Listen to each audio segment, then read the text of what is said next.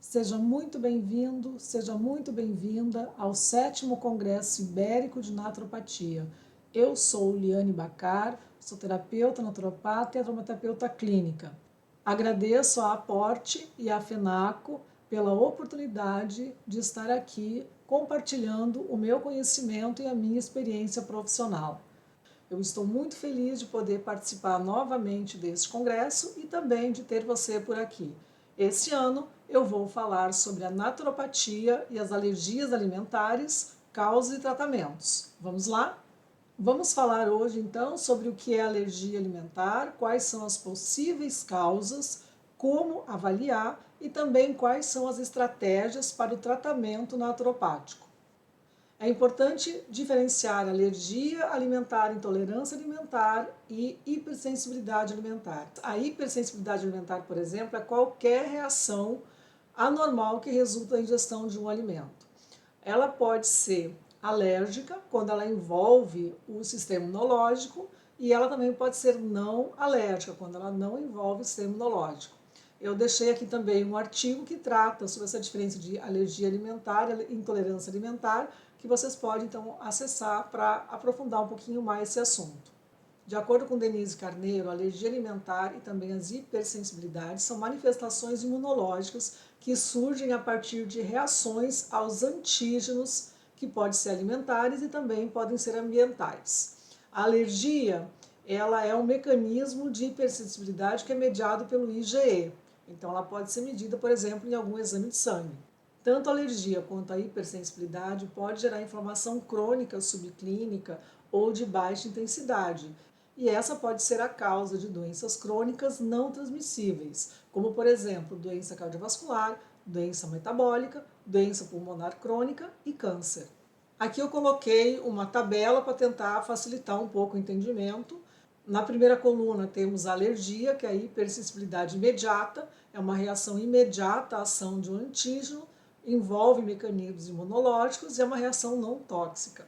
A hipersensibilidade ou alergia tardia é uma reação tardia à ação do antígeno, tem mecanismos imunológicos envolvidos e é uma reação também não tóxica. A intolerância é uma incapacidade de digerir um alimento. Ela não tem mecanismos imunológicos envolvidos e ela é uma reação tóxica. Uma reação tóxica é uma reação indesejável após ingerir algum alimento ou aditivo alimentar.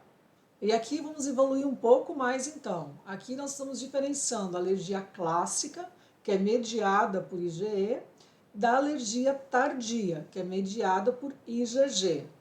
E quais são as diferenças entre elas então? Bem, na alergia clássica os sintomas são imediatos. O teste cutâneo é positivo.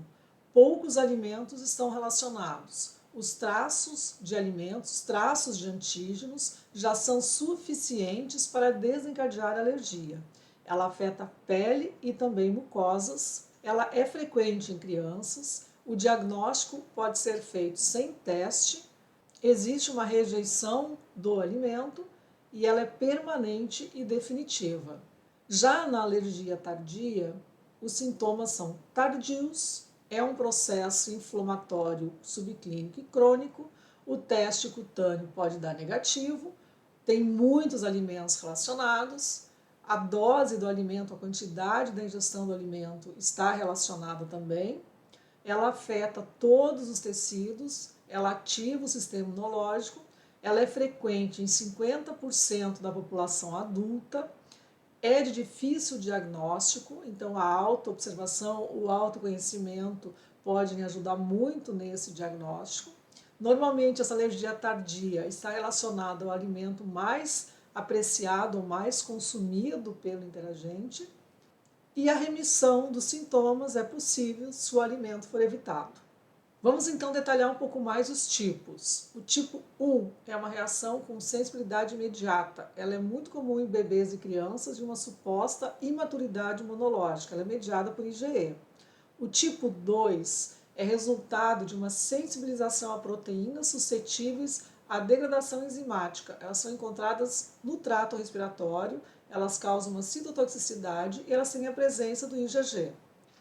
O tipo 3 é uma resposta inflamatória tardia. é uma intolerância alimentar. O sistema imunológico ele produz anticorpos IgG específicos contra proteínas de certos alimentos.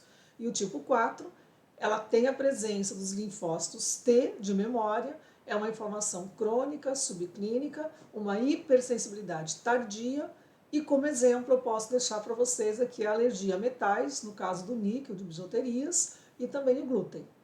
E quais são as possíveis causas? Produtos químicos, antibióticos, estresse, alimentação, no caso as toxinas alimentares, a desbiose intestinal, o aumento da permeabilidade intestinal, que está mostrada aqui nessa imagem, onde tem as tight junctions íntegras e também onde dá para se ver essa permeabilidade, essa ruptura nessa membrana, que vai gerar então uma resposta imune, vai ativar o sistema imunológico, pode causar essas doenças autoimunes, um aumento também da produção de anticorpos pelo sistema imunológico, um desequilíbrio do sistema imunológico e também uma exposição exagerada a metais tóxicos. Como vocês podem ver, são várias causas e isso também então dificulta às vezes o diagnóstico.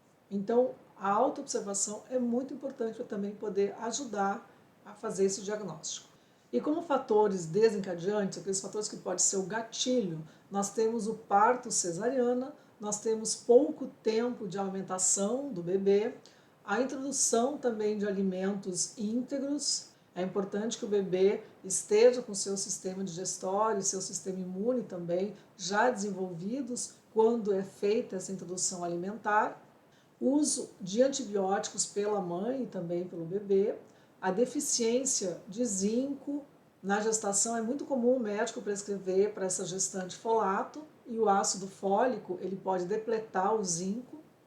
A deficiência de ômega 3 no caso da mãe e também o excesso de alimentos industrializados e desvitalizados e também exposição a xenobióticos como plásticos, latas, panelas de alumínio e aí por vai. E esses fatores desencadeantes, esses gatilhos, eles estão muito ligados com as nossas escolhas, com aquelas escolhas que nós fazemos diariamente. E essas escolhas podem mudar.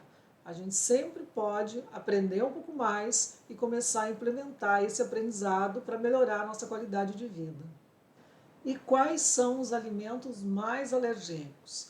Lembrando que a alergia alimentar, ela causa inflamação, ela gera uma inflamação crônica, muitas vezes subclínica, e essa inflamação ela agrava a alergia. Então é importante ter uma alimentação onde você vai ingerir alimentos menos inflamatórios. Quais são então os alimentos mais alergênicos? O glúten, ele pode estar presente no trigo, na cevada, no centeio e na aveia.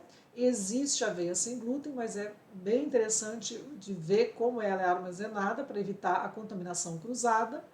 Os laticínios, tanto de vaca como cabra como ovelha, o açúcar, o mel, o xarope de glicose, a frutose, o milho, o malte, a cafeína, as leveduras como o fermento de pão, levedo de cerveja, amendoim, pistache, tomate, morango, feijão preto, repolho, pimentão, abacaxi, frutas cítricas e também as carnes, que pode ser de gado, de frango, de peru e de peixe. E muitas vezes também as interações alimentares podem causar essa alergia ou hipersensibilidade. No caso, uma mistura, uma combinação de arroz com batata, frutas e carnes, ou um outro exemplo, o pão, onde tem o glúten mais o levedo, o fermento. E como já falei também, é preciso ficar atento às interações cruzadas, porque alguns alimentos eles são armazenados nos mesmos depósitos onde tem alimentos com glúten, então eles podem ter uma contaminação cruzada, apesar de serem vendidos como não tendo glúten. E aqui eu detalhei um pouco mais esses alimentos mais histamínicos, que seria o queijo amarelo, alimentos fermentados, como queijos, iogurtes, vinhos, vinagre, frutas cítricas, como laranja, abacaxi, morango, limão, kiwi, o amendoim, que eu já falei, e que é um alimento bastante alergênico, o espinafre, tomate, berinjela, banana, cerejas, pimenta em pó, canela, cravo, os alimentos enlatados e em conserva, devido à presença também de conservantes, os produtos defumados, esses são devidos aos conservantes, aos melhoradores de sabor, e também aos sabores artificiais que muitas vezes são incluídos, e algumas leguminosas, como grão de bico, lentilha e soja. É importante também lembrar que algumas toxinas exógenas, elas podem resultar do processamento do alimento ou também do armazenamento do alimento.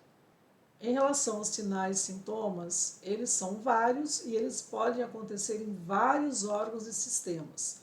Eu coloquei aqui por sistemas para tentar facilitar um pouquinho mais para vocês entenderem e conseguirem visualizar a amplitude que uma alergia alimentar pode causar de sinais e sintomas.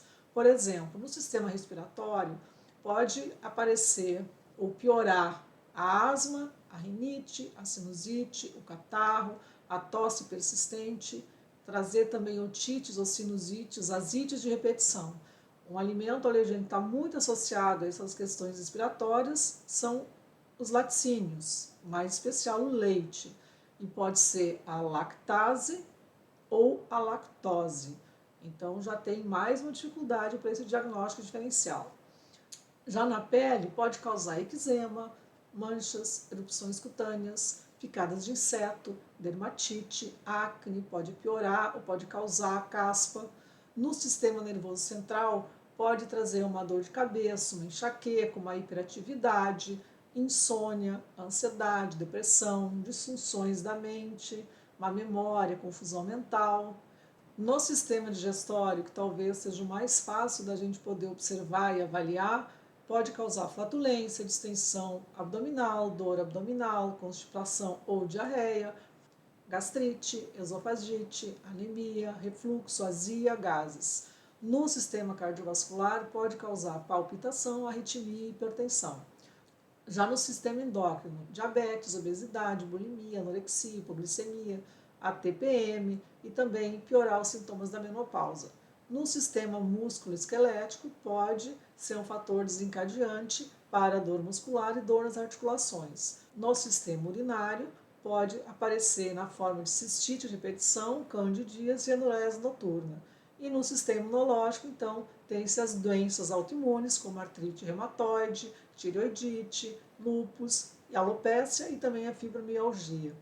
Então, sempre que chega para um atendimento uma pessoa que tem, por exemplo, relato de uma dor de cabeça, de uma enxaqueca, que já vem de anos e que ela não consegue melhorar mesmo tomando a medicação prescrita pelo médico, eu pesquiso essa questão de alergia alimentar.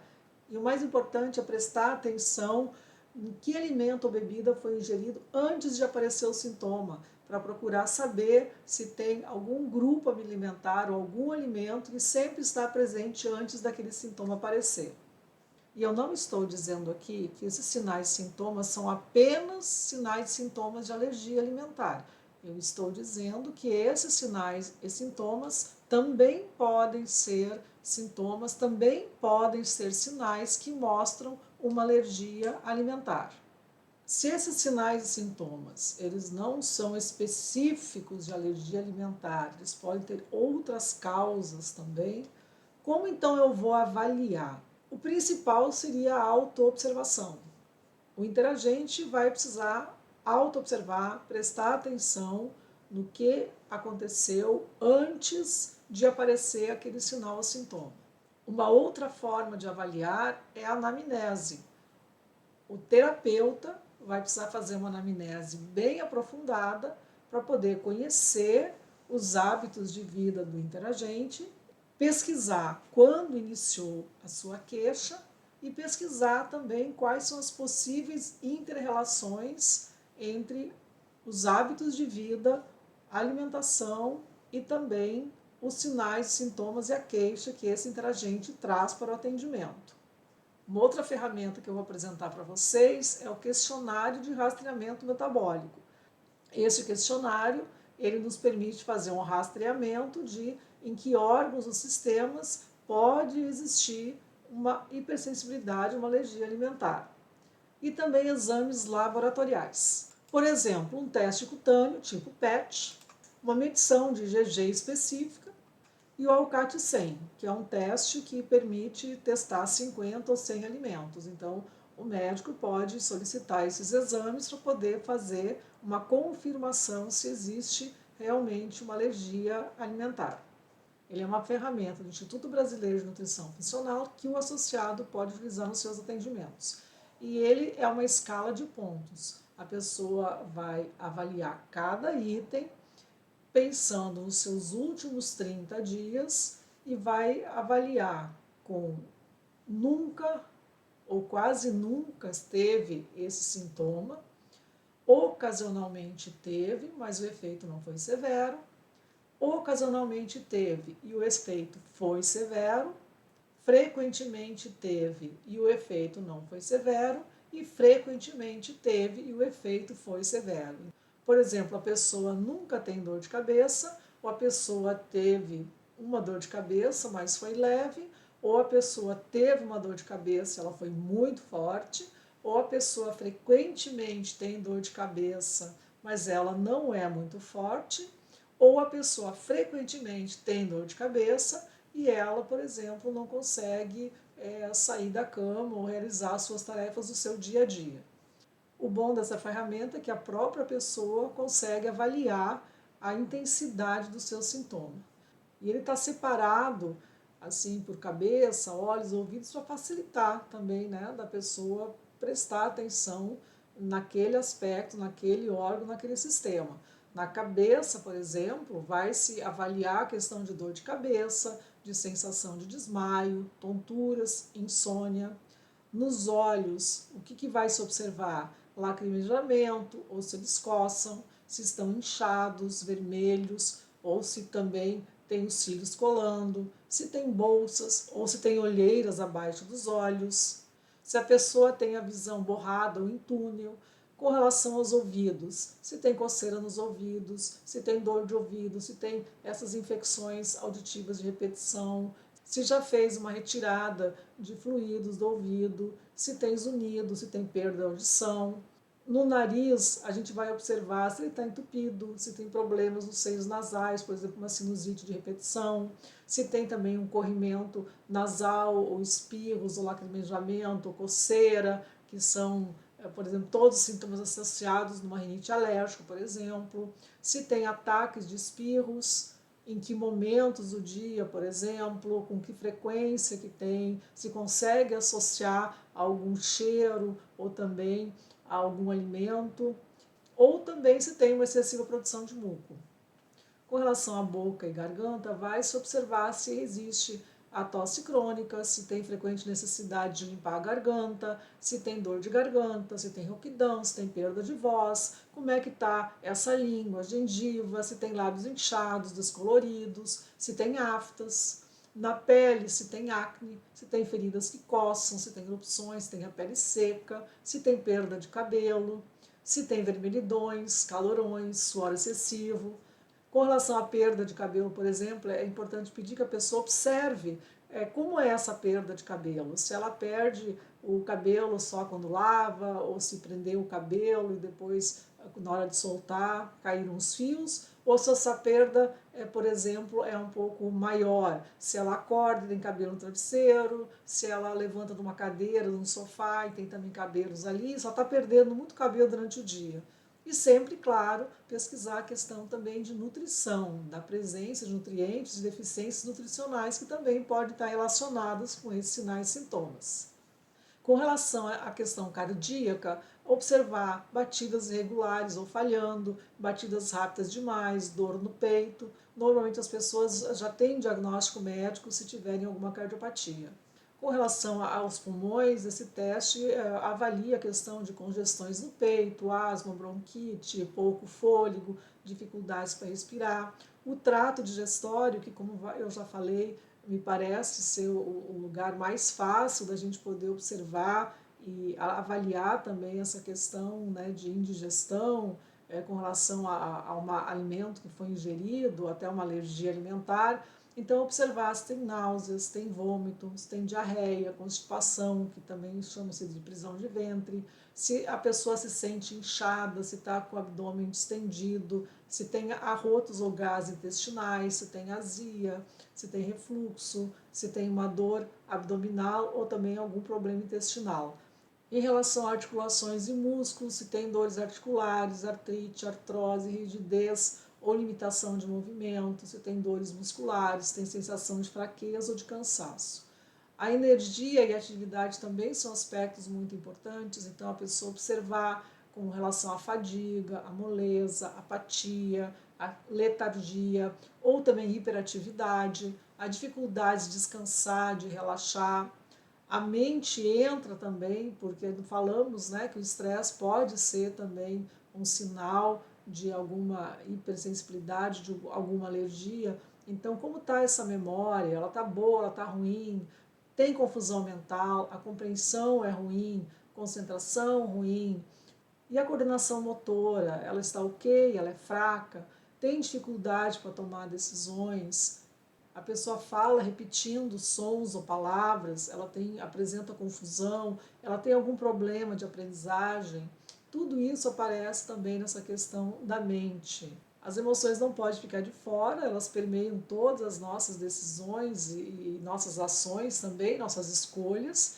Então, pensar em mudanças de humor, em mau humor matinal, ansiedade, medo, nervosismo, raiva, irritabilidade, agressividade, depressão. Sempre conversando também com o interagente, com a pessoa que está respondendo esse questionário, para ela poder diferenciar o que é uma ansiedade natural do que é um transtorno de ansiedade generalizado, porque é natural também a gente sentir ansiedade, sentir medo. O que é importante avaliar é se essas emoções estão prejudicando a qualidade de vida dessa pessoa. Que outros aspectos nós podemos avaliar? Se a pessoa está frequentemente doente, se a pessoa tem uma frequente vontade de urinar, se tem coceira genital, se tem corrimento e se apresenta edema e inchaço nos pés, pernas ou mãos. Esse questionário ele é muito simples, ele pode ser respondido antes da pessoa entrar para o atendimento, então ele já serve também de uma base para a anamnese e ele pode ser realizado e refeito dali a 30 dias, 60 dias, para mostrar também se houve alguma evolução no tratamento. E quais são as estratégias para tratamento? A primeira delas é assumir o compromisso com a própria saúde e manutenção do próprio bem-estar. A única pessoa que pode modificar os seus hábitos, melhorar a sua qualidade de vida é a própria pessoa. Então é importante que essa pessoa esteja comprometida também com as mudanças que ela precisa realizar. Ela precisa estar comprometida também, precisa querer manter os hábitos de vida saudáveis e adequados de acordo com a sua individualidade. Como estratégia de tratamento, nós podemos incluir o programa dos 4 R's, que consiste em remover toxinas e alérgenos, reparar a mucosa, reparar a flora intestinal, reequilibrar e também reavaliar. Poderão ser indicados florais, óleos essenciais, meditação, atividade física, alguns cuidados com a vestimenta, principalmente nessas questões de alergias na pele, e também alguns cuidados com relação a produtos cosméticos e de limpeza que vimos anteriormente, que essas alergias podem ser causadas por fatores alimentares e também ambientais. A recomendação de óleos essenciais também precisa ser bastante cuidadosa, porque se a pessoa, por exemplo, tem uma alergia alimentar à pimenta, você não poderá utilizar o óleo essencial de pimenta. Então, é uma avaliação que tem que ser feita com muita atenção, com muito cuidado, para que também essa recomendação seja adequada e eficaz. Eu trouxe aqui um teste simples que cada pessoa pode fazer para tentar descobrir, para tentar avaliar, verificar, observar se aquele alimento pode ser um alérgeno. Como se faz esse teste? A pessoa vai ingerir um alimento, por exemplo, leite, ou algum grupo de alimentos, por exemplo, leite, queijo branco, queijo amarelo, iogurte, e comer 3 vezes no mesmo dia. Aí ela vai ficar 3 dias sem comer esse alimento e vai observar se aparece ou não algum sintoma. Já vimos lá no questionário de rastreamento metabólico que pode aparecer azia, refluxo, prisão de ventre, diarreia, tantos outros sintomas que estão listados lá. Então é importante a pessoa anotar o alimento que ela ingeriu ficar sem ingerir esses alimentos, anotar também o que ela sentiu quando ingeriu o alimento, o que ela sentiu quando ela deixou de ingerir esse alimento, para poder fazer uma melhor autoobservação e autoavaliação. E esse alimento, esse grupo alimentar, só será ingerido de novo, só será introduzido na alimentação novamente no 5º dia, ou quando a pessoa não tiver mais nenhum sintoma. Caso a pessoa perceba algum sintoma quando reintroduzir esse alimento, é muito provável que sim, esse alimento cause alguma alergia, alguma intolerância alimentar. Esse teste é simples, ele permite a pessoa tirar um alimento ou um grupo de alimento. Ele pode ser feito com vários alimentos ou com vários grupos de alimentos, e ele vai trazer muito autoconhecimento. Ele permite a pessoa observar como ela se sente ingerindo o alimento, como ela se sente quando ela não ingere esse alimento, e ter essa percepção clara dessa mudança, desses sinais e sintomas, quando ela reintroduz novamente esse alimento.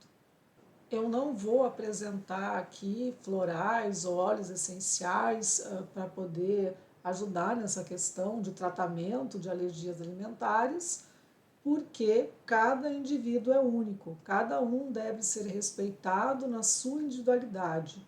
Então, é preciso fazer a avaliação, uma boa anamnese, para depois fazer uma recomendação personalizada e individualizada que atenda às necessidades de saúde física, mental e emocional do interagente que está sendo atendido. Deixo aqui também algumas recomendações adicionais. Evitar de ingerir o alimento ou ingerir o alimento alergênico com a menor frequência de ingestão possível. Ingerir eventualmente com uma porção menor que o habitual. Ter uma dieta com rotatividade de alimentos. Nós já vimos aqui, já conversei com vocês que a alergia ela pode ocorrer naquele alimento preferido que a pessoa ingere diariamente. Usar também probióticos, isso também vai ser de acordo com a anamnese e com as condições individuais do interagente. E da mesma forma, utilizar enzimas digestivas, que também tem que se avaliar a partir da anamnese e das condições de saúde da pessoa que está no tratamento. Chegamos ao final dessa palestra. Hoje nós conversamos sobre naturopatia e alergia alimentar, causas e tratamentos. Falamos sobre o que é alergia alimentar, a diferença entre alergia e intolerância. Falamos também sobre os tipos, sobre as causas, sobre sinais e sintomas, sobre os alimentos mais alergênicos. Falamos sobre formas de avaliar. Eu citei e apresentei para vocês o QRM, que é o questionário de rastreamento metabólico, e também mostrei um teste simples que pode ser feito pela pessoa em sua residência para autoobservação e autoavaliação se um alimento ou se um grupo de alimentos é alergênico. E também apresentei estratégias de tratamento e também recomendações adicionais. A recomendação deve ser personalizada e sempre estar de acordo com as condições individuais de saúde física, mental e emocional da pessoa, do interagente. E lembrando também que o terapeuta mostra o caminho, o terapeuta pode ajudar o interagente a buscar as estratégias para ele conseguir fazer as mudanças necessárias no seu estilo de vida para que ele tenha mais saúde e recupere seu bem-estar, mas é nas mãos do interagente que está a realizar essas mudanças.